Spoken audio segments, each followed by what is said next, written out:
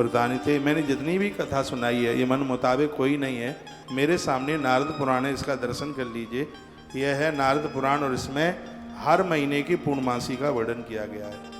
हर महीने की पूर्णिमा, कौन सी पूर्णिमा की कितनी विशेषता अपने आप में है, ये वर्णन किया गया। सनातन और नारद जी के बीच का उपाख्यान है। अथ नारद वक्ष्यामि शृणु पूर्णावृतान्ते यान कृत्वा नरो नारी प्राप्नुयात् सुख संतति। कोई पूर्णिमा का व्रत करे और उसे सुख और संतान न मिले, ऐसा हो नहीं सकता। देव श्री सनातन कहते हैं, नारद पूर्णिमा तिथि के व्रतों को कहता हूँ, सुनिए। इनके व्रताचरण से मनुष्य सुख और संतति को प्राप्त होता है, इसमें कोई संशय वाली बात नहीं है। हे विप्रश्रेष्ठ, चैत मासी पूर्णिमा मनवादी कही गई है। इस तिथि पर चंद्र को प्रसन्न करने हेतु अन्न जल युक्त घट दान करें तो इसकी बहुत बड़ी महिमा है। बैसाख की जो पूर्णिमा है यह बहुत अपने आप में अद्भुत है। ये विप्रगणों को जो दान वगैरह दिया जाता है वह निश्चित रूप से अपने आप में अक्षय हो जाता है। धर्मराज को प्रसन्न करने के लिए लोगों को, माताओं को, पुरुषों को बैसाखी पूर्णिमा जरूर करनी चाहिए। बैसाख्यात पूर्णायाम दामम सर्वस्व सर्वदम। इसमें जो भी आप दान पुण्य करते हैं उसका अनंत गुना आपको ही प्राप्त होता है। और उसके तत्पश्चात इसमें गोदान की बड़ी महिमा का वर्णन किया। खुर एवं सींग चांदी में, सोने में मड़कर जड़ करके दिया जाता है। सप्तद्वीपवती धोखे से भी, यदि मैं फिर एक बार कहना चाहूँगा, बैसाख के महीने में पूर्णिमा को तो विशेष बताया ही गया है, नहीं तो संपूर्ण बैसाख में गौदान, गाय के दान करने का फल है। 7 द्वीपों का दान करने से जो फल प्राप्त होता है वही बात यहाँ पर वर्णित की गई है। उतने फल की प्राप्ति होती है, इतनी बड़ी महिमा है। इस महीने में तिलई शयी समाक्षा वस्त्र हेमना दुजाता है। तिल के दान, स्वर्ण के दान की बड़ी महिमा है। अन्न के दान की बड़ी महिमा है। तिलई शयी समाक्षा वस्त्र हेमना दुजाए थे। उसके तत्पश्चात कुंभ जल यानी घड़, पानी से भर करके घड़ा, उसको देने का बहुत बड़ा महात्म है। इस तिथि पर स्वच्छ जलपूर्ण घट स्वर्ण युक्त उत्तम ब्राह्मण को प्रदान करें, ऐसा व्यक्ति कदापि शोकान्वित नहीं हो सकता। नारी के लिए ज्येष्ठ की पूर्णिमा को वट सावित्री व्रत होता है। यह बड़ी अद्भुत है। यह उपवासी रहे तथा अमृतों में जल से वटवृक्ष का सिंचन करे, तदनंतर सूत लपेट कर 108 बार प्रदक्षिणा करे। महापतिव्रता सावित्री से यह प्रार्थना करे, जगत पूज्या जगन्माता सावित्री पद देवतई वटवृक्ष निवासीनः, यही माता कृपा से मुझे पति का वियोग न हो। बट सावित्री का पूजन किया जाता है। इस जेठ की पूर्णिमा को सूत लपेटा जाता है, प्रार्थना की जाती है, हे जगत पूज्या जगन्माता सावित्री पति देवतई, जैसे यमराज के मुंह से तुम अपने पति को लेकर के आ गई, उसी प्रकार से तू हमेशा हमें सुहागिल बना करके रखना। बट सावित्री को ऐसी प्रार्थना की जाती है। थोड़ी मैं मिनटें आपकी जरूर ले रहा हूँ, लेकिन ये बातें बहुत काम की हैं। आरती करा दूँ कि 5 मिनट और ले लूँ? अच्छा, माइक खोलिए, बोलिए बांके बिहारी लाल की।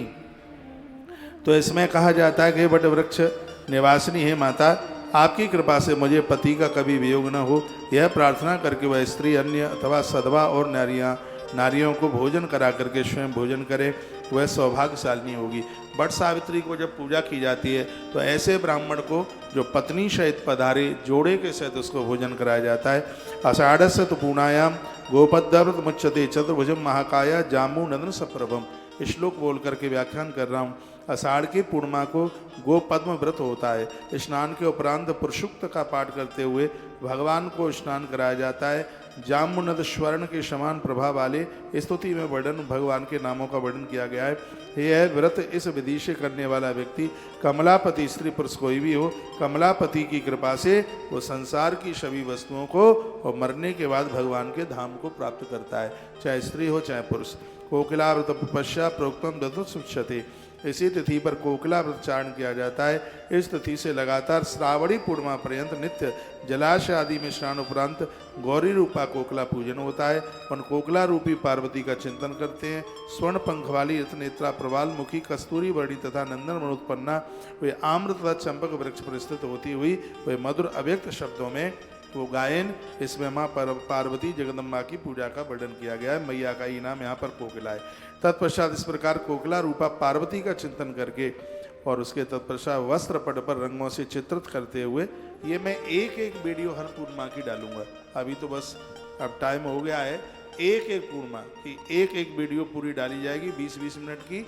कि चैत्र की पूर्णिमा की क्या महिमा है, उसके पूजन की विधि क्या है, और उसके बाद में वैशाख की पूर्णिमा की क्या महिमा है। एक एक वीडियो बहुत जल्दी आपके पास में आ जाएगी।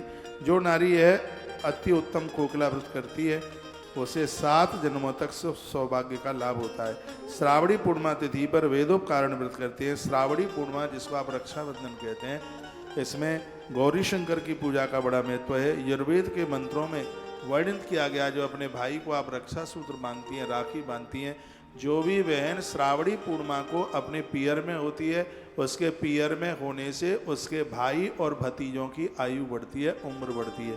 इसलिए मैंने पूर्व में भी बोला है कि कोई भी बूढ़ी माँ अपनी बहू को रोके नहीं, सावन की पूर्णिमा को उसे उसके पियर जाने दे। इसलिए जाने दे क्योंकि उसके पहुँचने से उसके भतीजों की और उसके भाइयों की उम्र बढ़ती है, आयुष बढ़ता है। श्रावणी पूर्णिमा की इतनी बड़ी महिमा है। यजुर्वेद के मंत्रों से जिस समय एक बहन भाई के हाथ पर कलाई बांधती है, उस समय देवता किसी न किसी रूप से प्रकट होकर वेद के मंत्र बोल रहे होते हैं। ऋषि तथा पितृगणों को तृप्त किया जाता है, वो बड़े प्रसन्न होते हैं। इसमें रक्षाबंधन के इस दिन ऋचा तथा साम मंत्र द्वारा सविधि, इसमें देवी देवताओं का पूजन किया जाता है। सविधि रक्षा के विधान की बात कही। रक्षा विधानम च तथा कर्तव्यम विधि पूर्वकम, उसका मुहूर्त होता है श्रवण नक्षत्र में, हमेशा रक्षा सूत्र बांधा जाता है। इसलिए हर बार कोई भी त्यौहार पड़ता है, जब उसमें असमंजस होता है कि दिवाली कब की है, जन्माष्टमी कब की है, रक्षाबंधन कब का है, तो उसके लिए हमारी वीडियो जरूर जाती है।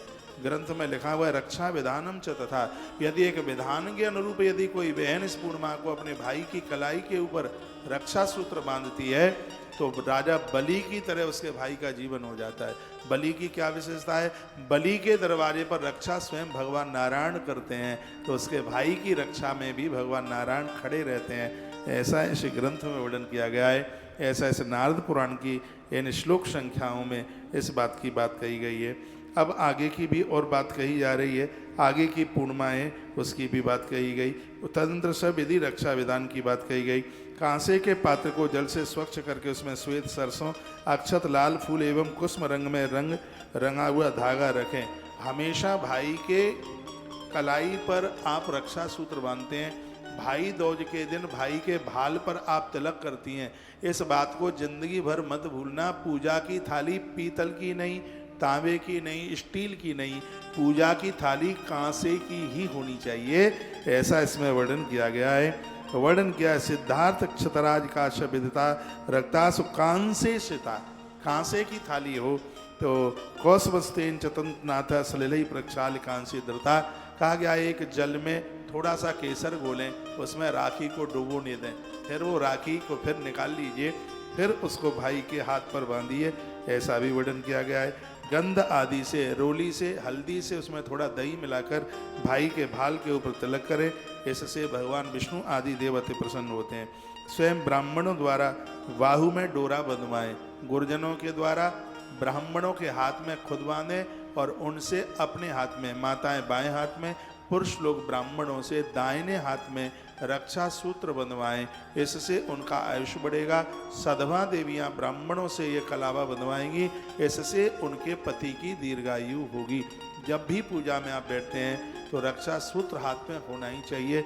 ब्राह्मणों के हाथों से बनाया गया रक्षा सूत्र बहुत ज़्यादा प्रभावशाली होता है। पूर्णमासी के दिन ये बंधवाया जाए तो इसकी और भी महिमा का वर्णन किया गया है। ध्वजों को ब्राह्मणों को दक्षिणा देकर और उन्हें वो संतुष्ट करें और सप्तर्षियों का आह्वान करते हुए हाथ में कलाई पर ये सब बांधा जाता है। इसमें यज्ञोपवीत पहनने वाले ब्राह्मण आशीर्वाद देते हैं, बहुत आनंद हो जाता है। तो इस प्रकार से वर्णन किया गया। यह वार्षिक वैदिक कार्य कभी भूले नहीं और इससे आपको किसी भी प्रकार की कोई क्षति नहीं हो सकती। उसके बाद में भादों की पूर्णिमा, देखो एक एक पूर्णिमा की बात कर रहा हूँ। अगला क्या है? भादों की पूर्णिमा। प्रोष्ठपद्याम पूर्णमाश्याम उपामापेश्वर व्रतम एक भुक्त से तस्नाम तु शिवम संपूज्य यत्न था। कहा गया भादों की पूर्णिमा के दिन उमा महेश्वर का व्रत करें। चतुर्दशी को एक समय आहार करें। यत्न पूर्वक पूजा के उपरांत ही आप लिखाएं संकल्प जरूर करें, हे प्रभु हम आपका व्रत करने को जा रहे हैं। शिव से कहकर उत्तम व्रत करें। रात्रि में देवताओं के निकट शयन करें। ध्यान रखिए, भादों की पूर्णिमा को आप अपने कमरे में नहीं, जहाँ आपने पूजा की कथा सुनी है, पूर्णिमा की कथा सुनी है, भादों की पूर्णमासी को रात्रि को जलता हुआ दिया पूरी रात अखंड जले और वहीं अपना आसन लगा करके वहीं सोना है। तदनंतर अंतिम पहर में, यानी ये चतुर्दशी की रात्रि को ऐसा करना है, दिया जला के रख देना है। एक समय भोजन करना है चतुर्दशी को और रात्रि में अपने भगवान के पास ही सोना है। पूर्णिमा को भोर में जल्दी जाकर के स्नान करना है। रुद्राक्ष तुलसी की माला धारण करें। वह व्रती व्यक्ति बेलपत्रों से तुलसी के द्वारा भगवान की पूजा करे। सुगंधित द्रव्यों से भगवान की पूजा, नैवेद्य धूप आदि से देवताओं का पूजन करे। प्रदोष के समय तक उपवास रहे। चंद्रोदय होने पर पुनः शिवजी की पूजा करते हुए रात्रि को जागरण करें। इस प्रकार आलस्य रहित होकर 15 वर्ष यदि किसी ने यह भादों की पूर्णिमा का व्रत कर लिया है, उसको कितना पुण्य मिल सकता है तराजू नहीं लगाया जा सकता। यदि किसी ने 15 साल तक पूर्णिमा का व्रत कर लिया हो, बहुत कमाल की बात। व्रत उद्यापन में शिव गौरी को स्वर्ण प्रतिमा को बनवा करके या फिर मिट्टी की प्रतिमाएं बनाकर उनका पूजन किया जाए। ब्राह्मण लोग सब जानते हैं, वो करा देते हैं। पंचामृत से स्नान करा के शुद्ध जल से फिर स्नान करावे। षोडशोपचार से पूजन करें। और याद रखिएगा, पूर्णमासी के उद्यापन में व्रत में 15 ब्राह्मणों को भोजन कराया जाता है। ब्राह्मण जोड़े से सहित आवे वो व्यवस्था नहीं है, तो 16वां जो ब्राह्मण है वो जोड़े के साथ में होना चाहिए। तो 15 ब्राह्मण ये और 16वां एक जोड़ा हो जाए तो और ज़्यादा इसकी और ज़्यादा विशेषता बताई गई। ब्राह्मणों को मिष्टान भोजन उपरांत दक्षिणा प्रदान करें। और जो आपने यदि सोने चांदी की कोई प्रतिमा बनाई है तो ब्राह्मणों को ही दे दें। पृथ्वी पर सर्व संपत्ति का स्वामी वो व्यक्ति होता है जो इस प्रकार से पूर्णिमा का व्रत कर लेता है, चाहे वो स्त्री हो चाहे वो है पुरुष। तो ये पूर्णिमा व्रत की महिमा आप सुन रहे हैं। उसके बाद में आश्वनी मास, आश्वनी कहते हैं क्वार का महीना। क्वार के महीने में जो पूर्णिमा पड़ती है उस दिन भी व्रत किया जाता है। उस दिन सविधि स्नान उपरांत उपवासी रहकर जितेंद्रिय होकर लक्ष्मी की प्रतिमा बना करके और तांबे का घट रखा जाता है, इसमें तांबे का कलश रखा जाता है, वस्त्र आदि से उड़ा करके पूजा की जाती है। संध्या के समय जब भी चंद्रोदय होता है तब चांदी या सोने की अथवा मिट्टी की 1,50,000, 10,000, 1,000 अथवा 100 घृत दिए जला करके, कितने भी 1 लाख दिए जला लीजिए। 1 लाख दिए कैसे जलेंगे वो भी मैं आपको बता देता हूँ। एक बहुत बड़े पात्र में 1 लाख बत्तियाँ घी में डुबो दें, फिर उसको एक बड़े वाले पात्र में रख दें, ऊपर से डाल दें कपूर और फिर लगा दें माचिस की तीली, फिर वो जलती रहेगी और वो आपकी बत्ती 1 लाख के रूप में मानी जाएगी। समझ में आ रहा है? तो इसमें देखो, मैं श्लोक बोल रहा हूँ, मैं बिना प्रमाण को तो बात ही नहीं करता। लक्षम तद अर्धम अयुतम सहस्रम शतमेव वा घृत शर्करा सम्मिश्रम विपाक्षम बहुपायसम। जब भी आप दिया जलाते हैं तो घी में थोड़ा बूरा डाल लेना, थोड़ी शर्करा डाल लेना। ये मैं पहली बार ये बोल रहा हूँ, इसमें लिखा हुआ है वर्ण लक्षम 1 लाख, तद अर्ध अयुतम, अर्ध उसका आधा 50,000, अयुत कहते हैं 10,000, सहस्र कहते हैं 1,000 और शत कहते हैं 100। इतनी बत्तियाँ बना करके और आप इसमें आश्वनी यानी क्वार के महीने की पूर्णिमा में इस प्रकार से यह पूजा होती है। तदनंतर घृत शर्करा युक्त हो, इसमें खीर बनाकर कुछ पात्रों में रखकर बताते हैं 15 पात्रों में खीर भरी जाती है। लक्ष्मी नारायण भगवान का भोग लगता है। इससे घोर गरीबी समाप्त हो जाती है। और आनंद की बात यह है कि क्वार की जो ये पूर्णिमा है इसको शरद पूर्णिमा के नाम से जानते हैं। और वो खीर रात्रि को रखी जाती है, वो अमृतमय हो जाती है। तो उसमें छोटे छोटे 15 पात्र इकट्ठे कीजिए। इसमें तो लिखा है चांदी के पात्रों, चांदी के ना हो तो मिट्टी के तो हो ही सकते हैं और धातुओं के हो सकते हैं। तांबे का पात्र इसमें यूज मत करना। इसमें जो घड़ा है वो तांबे का भर लेना। चांदी के पात्रों या और किसी पात्र में आप 15 कटोरियाँ रखिए, मिट्टी के मंगा लीजिए, उसमें खीर भरें और छत पर रख दें, लक्ष्मी नारायण भगवान के लिए समर्पित कर दें। सुबह ये खीर ब्राह्मणों को खिलाएं। आपके घर में किसी को क्रोध नहीं रहेगा, बीमारी नहीं रहेगी, परिवार बिखरेगा नहीं। ये सद पूर्णिमा इतनी बड़ी महिमा है। पहले ये बताओ, कुछ नई जानकारी मिल रही है कि नहीं है? मिल रही होगी। सद पूर्णिमा को 15 पात्रों में खीर रखकर लक्ष्मी नारायण भगवान का भोग लगाया जाता है। रात्रि को छत पर रखा जाता है और सुबह ये ब्राह्मणों को खीर खिलाई जाती है। जो खीर बच जाती है घर के लोग उसको प्रसाद रूप में लेते हैं। ऐसा करने से एक न एक दिन साधक को उसे उसके इष्ट का दर्शन होता है। क्वार की पूर्णिमा जिसे सद पूर्णिमा कहते हैं उसकी इतनी बड़ी महिमा है। तथा संभोज यत्तेन विप्रान भक्ता तथस्य वै सहवै जागरम कुर्या नित्य गीता सुमंगलई। रात्रि को राधा कृष्ण के रासलीला का दर्शन करें। वृंदावन में उस दिन बड़ी लीलाएं रासलीलाएं होती हैं। राधा कृष्ण की कथा सुने। उस दिन उस रात्रि को गोपी गीत का पाठ करने का भारी महत्व है। सद पूर्णिमा की रात्रि को आप गोपी गीत का पाठ करें। टाइम काफ़ी हो गया है, फिर भी मैं आपको सुना ही रहा हूँ। उसके तत्पश्चात फिर और भी कुछ बातें कही गई हैं। कहा गया अरुणोदय होने पर स्नान उपरांत फिर आप वो मूर्ति जो कुछ बनाई है ब्राह्मणों को समर्पित कर दें। उस रात्रि में वरप्रदा महालक्ष्मी की पूजा करके और आपने जागरण इत्यादि करके यह आनंद प्राप्त किया है। उसके बाद में कार्तिका पूर्णिमायाम तो कुर्यात कार्तिक दर्शनम। उसके बाद कार्तिक की पूर्णिमा है जिसमें भगवान श्री कृष्ण का कदम के फूलों से पूजन होता है। एक दिन पहले भगवान कृष्ण के ऊपर बेल पत्नियां चढ़ाई जाती हैं। कार्तिक पूर्णिमा को गंगा पूर्णिमा के नाम से जाना जाता है। 4 महीना भगवान राजा बलि के यहाँ रहते हैं। देवउठनी एकादशी को वो आते हैं, प्रयाग पहुँचते हैं।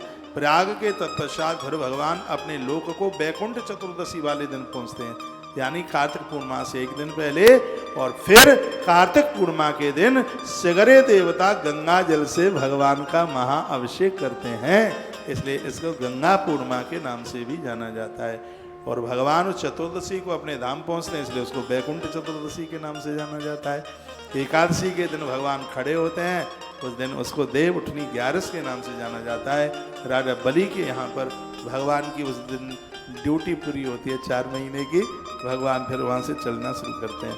बताते हैं कार्तिक पूर्णिमा में कार्तिक का दर्शन करें, इससे विप्रतम कार्तिकेय का दर्शन करें। पूरा कार्तिक पूर्णिमा पूरा कार्तिकेय जी से जुड़ा है, नहीं तो कार्तिक पूर्णिमा में भगवान कार्तिकेय का महाअभिषेक जरूर करें। लोग कहते हैं कि देवियाँ कार्तिकेय की पूजा नहीं कर सकती, और भी वो बोलते हैं सालराम की पूजा नहीं कर सकती। लेकिन जो ग्रंथ हमारे सामने रखे हैं, अब इनमें जो कहा गया है वो तो शाश्वत है। शुद्धि अशुद्धि का तो ध्यान सबको रखना ही है। भगवान कार्तिकेय की पूजा से गुप्त बीमारियां खत्म हो जाती हैं। डॉक्टर्स लोगों को भी जिन बीमारियों का पता नहीं होता, वीर कार्तिकेय की पूजा करने से वो संपूर्ण बीमारियां समाप्त हो जाती हैं। स्त्री पुरुष संयमी हो जाते हैं। ये वो भगवान कार्तिकेय हैं जिनकी कृपा के द्वारा साउथ में दक्षिण में भगवान मल्लिकार्जुन प्रकट हुए हैं। ऐसे भगवान कार्तिकेय की पूजा का विधान बताया गया। कार्तिकेयस्त्वया खड्गी वरुणस्य हुतासन गंध पुष्पई तथा धूपई दीपई नैवेद्य विस्तरई। भगवान कार्तिकेय को नैवेद्य खीर फल इत्यादि का भोग लगाया जाता है। हाथ में खड्ग लिए हुए भगवान कार्तिकेय अग्नि वरुणदेव की पूजा संग में की जाती है। इसमें ब्राह्मणों को तृप्त किया जाता है, बहुत आनंद होता है। जो चातुर्मास करते हैं कार्तिक पूर्णिमा के दिन, उनका ये व्रत भी पूरा होता है। एकादशी से लेकर के पूर्णिमा तक ये 4-5 दिन ऐसे हैं जिसमें तुलसी सालराम भगवान का विवाह करने से 1 करोड़ बेटियों के विवाह का पुण्य प्राप्त हो जाता है। ये दिन इतने अपने आप में ये विशेष हैं। उसके तत्पश्चात फिर अब उसके विसर्जन इत्यादि का वर्णन किया गया है। उसके तत्पश्चात फिर अगेहन की पूर्णिमा का भी वर्णन किया गया है। यह भी अपने आप में बड़ी अद्भुत है। मार्गशीर्षा पूर्णिमायाम स्वर्णाढ्यम लवाड़कम देयम विप्राय शांताय सर्व काम समृद्ध है। बहुत शॉर्ट में बोल रहा हूँ। अगेन की पूर्णिमा को नमक दान की बहुत बड़ी महिमा है। जैसे माघ के महीने में सूर्य सप्तमी को नमक के दान की भारी महिमा है, अगेन के महीने में भी राम रस के दान की बड़ी महिमा है। इसमें माताएं सौभाग्यवती होती हैं। पुण्य नक्षत्र में यदि पूर्णमासी पड़ जाए तो शब्दों में बयानित नहीं किया जा सकता। इस पूर्णिमा का फल अपने आप में कितना हो जाता है। यदि उस दिन पुख्य नक्षत्र, एकादश श्लोक में बोले देता हूँ, तस्मान न रहा पुख्य योगे सर्व सौभाग्य वृद्धि। यदि यह पूर्णिमा पुख्य नक्षत्र में पड़ जाए तो संपूर्ण सौभाग्य उस परिवार में उतर के आ जाता है। अब उसके बाद में है फूस की महिमा। फूस महीना महिमा पुख्य युता पूर्णमासी को श्वेत सरसों का उटन अंगों पर लगाकर फूंस की पूर्णिमा को, और ये फूंस की पूर्णिमा वो है कि ये बड़ी अद्भुत है। इसमें नव वस्त्रों को धारण करते हुए मांगलिक श्रृंगार, मांगलिक चिन्हों को पहनते हुए देवियाँ इसमें पूजा करती हैं। इसमें हरि, इंद्र और चंद्रमा की पूजा होती है। ब्राह्मणों को बुलाकर खीर के द्वारा उस दिन हवन में आहुतियाँ डाली जाती हैं। फूंस की पूर्णिमा होती है जिसका बहुत बड़ा महत्व है। ये विप्र लक्ष्मी प्रतिवर्धक व्रत को करने वाला जो फूंस की पूर्णिमा को खीर में थोड़ा घी मिलाकर यज्ञ में आहुति डालेंगे, तो इसमें वर्णन किया गया अलक्ष्मी नाशनम चैव मोत देत प्रत्रचा। घर में लक्ष्मी होगी, जिसके घर में पैसा जुए में जा रहा है, पैसा शराब के ऊपर खर्च हो रहा है, पैसा रिश्वत में जा रहा है, यानी धन का दुरुपयोग हो रहा है, ऐसे लोगों को, स्त्री पुरुष को फूंस की पूर्णिमा के दिन खीर में थोड़ा घी मिलाकर भगवान लक्ष्मी नारायण के लिए श्री सूक्त के द्वारा और प्रसूक्त के द्वारा भगवान के लिए आहुतियाँ डालनी चाहिए। तो समस्या का समाधान बिल्कुल हो जाएगा। एक एक पूर्णिमा की अपने आप में बहुत बड़ी महिमा है। पूर्णमश्याम ततो मध्याम तिलकार्प सकम्बलम रत्नानी कंच कोशोस्ता दानांच भवादनम। वर्णन किया गया है पूर्णिमा के दिन कंबल का दान, तिल का दान, चंदन का दान और इस दिन सैया का दान। तो क्या लिखा है, स्वर्गीय दानम वित्तानुसारता, यह दान लोगों को स्वर्ग पहुंचा देता है। 23 तारीख आ रही है पूर्णिमाएं, इन सभी सेवा कार्यों से चूक मत जाना। माघी पूर्णिमा तिथि पर अपनी शक्ति के अनुसार तिल, कपास, कंबल और पगड़ी, जूता, छाता, इन चीज़ों का दान करें। इससे स्वर्ग प्राप्त करता है व्यक्ति। उस दिन यदि शंकर भगवान की पूजा करे तो उसे अश्वमेध यज्ञ का फल प्राप्त होता है। भगवान विष्णु की पूजा करने पर उसे विष्णु लोक की प्राप्ति होती है। इस दिन तो बिल्कुल निश्चित रूप से हरि और हर की नर्मदेश्वर भगवान और शालराम भगवान का पूजन होना चाहिए। यह है माघ की पूर्णिमा की इतनी बड़ी महिमा है। ये प्रयाग का स्नान पूरा होता है माघ पूर्णिमा को। इसको बड़ी पूर्णिमा के रूप में बताया गया, इसको युगाद्ध तिथि के रूप में माना गया है। कलयुग को आरंभ करने वाली ये तिथि है। जो इस पूर्णिमा को व्रत करते हैं, कलयुग का एक भी प्रकार का जोर उनके ऊपर नहीं चलता। ये माघी पूर्णिमा की इतनी बड़ी महिमा है। मैंने चैत्र की पूर्णिमा से शुरुआत की है अपनी बात, अब लास्ट की रह गई है फाल्गुनी पूर्णिमा। फाल्गुन की पूर्णिमा की क्या विशेषता है? फाल्गुने पूर्णमायाम तु होलिका पूजनम मतम। फाल्गुन की पूर्णिमा को होलिका दहन होता है। सर्व प्रकार के काष्ठ तथा गोबर के कंडे रखकर राक्षस नाशक कई मंत्र हैं, उनका पाठ किया जाता है। मंत्र असुरक्यों के भय से त्रस्त होकर मैंने होलिका बालिश लगाया, अब मैं आपकी पूजा हम करते हैं, आप हमें हव्य प्रदान करें, हमारे घर परिवार को हमेशा हमेशा के लिए अग्नि से सुरक्षित रखें। इन मंत्रों को पढ़ते हुए काष्ठ आदि को प्रज्वलित किया जाता है और कहा जाता है कि होली की परिक्रमा गीत गा करके की जाती है तो जीवन के अमंगल समाप्त हो जाते हैं। होली की राख यदि बच्चों के माथे पर लगाई जाती है तो जिंदगी में बच्चों को भूत प्रेत का भय नहीं लगता, उनकी आयु कम नहीं होती। होलिका की जलती हुई जो राख है, उसकी जो धूल ठंडी हो गई है, थोड़ा उसको घर लाया जाता है, उसको बच्चों के भाल के ऊपर लगाया जाता है। गर्भिणी नारी के तकिए के नीचे होलिका की राख रख दी जाए तो उसके गर्भ में संतान के नष्ट होने का भय नहीं होता। ये होलिका पूर्णिमा की इतनी बड़ी महिमा बताई जा रही है। होलिका राक्षसी चेयम प्रहलाद भय दायिनी। श्लोक बोल के बात कर रहा हूँ, बात समझ में आ रही होगी। लिखा हुआ है होलिका राक्षसी चेयम प्रहलाद भय दायिनी। जिस प्रकार से श्री प्रहलाद जी निर्भय हो गए, भयभीत नहीं रहे, उसी प्रकार से जिन परिवारों के द्वारा होलिका दहन होता है उनके परिवार की उम्र कभी कम नहीं होती। आज का आदमी इतना नास्तिक हो रहा है, मुझे सुनने वाले बहुत लोग ऐसे होंगे जिनके यहाँ से होलिका दहन में न लकड़ी जाती, न कंडे जाते, न उपले जाते और न पूजा का सामान जाता। पूरा देश मुझे सुन पा रहा है और ये कथा सनातन नाम के एक महात्मा है, वो देवर्षि नारद जी को ये कथा सुना रहे हैं पूर्णिमा की। वो कहते हैं होलिका दहन से पूर्व जिन परिवारों के द्वारा होली पूजन होता है पूर्णिमा के दिन, उस परिवार की आयु कभी कम नहीं हो सकती। जैसे प्रहलाद की रक्षा नारायण ने की है, होलिका पूजन करने वालों के परिवार की सुरक्षा भगवान गोविंद करते हैं। ये वर्णन है संचयम सर्वकाष्ठानुपलाभ्यम चकारेत तथा अग्नि विधवृत्ताम रक्षो। इसमें तो लिखा है छोटे छोटे बच्चों को घर लेके जाएं। जिन बच्चों की पहली होली पड़ रही है उनको गोद में लगाकर होलिका में लगती हुई आग का दर्शन उन बच्चों से कराया जाता है। बच्चों से फेरी लगवाई जाती है जिससे उन बालकों की आयु बढ़ती है। कुछ ऐसी बीमारियां हैं जो होलिका दहन की आग का दर्शन करने से वो बीमारियां नहीं फैलती। ऐसी इन अद्भुत कथाओं का वर्णन किया गया है। होलिका राक्षसी चियम प्रहलाद भयदायिनी ततस्ताम प्रदंतेवा काष्ठा गुरुतोत मंगलम। होलिका राक्षसी प्रहलाद को भय देने वाली थी, तभी लोग गीतावाद के साथ काष्ठ से उसका दहन करते हैं। हे विप्रवर, कतिपय लोग इसे संवत्सर दहा कहते हैं कि इस होली के समय पर जो अग्नि जलाई जाती है इसका एक प्रमुख कारण यह भी है कि यहाँ से फिर नया वर्ष आरंभ हो जाता है। ऐसा विचार किया जाता है कि इस वर्ष में मुझसे जो भी कोई पाप हुआ है हम अपनी पापों को इसमें भस्मीभूत करते हैं। इसमें ऐसा भाव रखा जाता है। किसी ने इसे कामदाह कहा गया है। भगवान शंकर ने इसी तिथि में कामदेव को जला करके राख कर दिया। जो होलिका दहन करते हैं उनके विकार समाप्त हो जाते हैं, उनका काम समाप्त हो जाता है। किसी स्त्री पुरुष के प्रति जिनकी गलत दृष्टि है उनकी एक कुभावना नष्ट हो जाती है होलिका का दहन करने से। कितना सुंदर सा श्लोक आ गया है। संवत्सरय दाहुम काम दाहु मतांतरे। होलिका दहन करने से लोगों का काम दाह हो जाता है।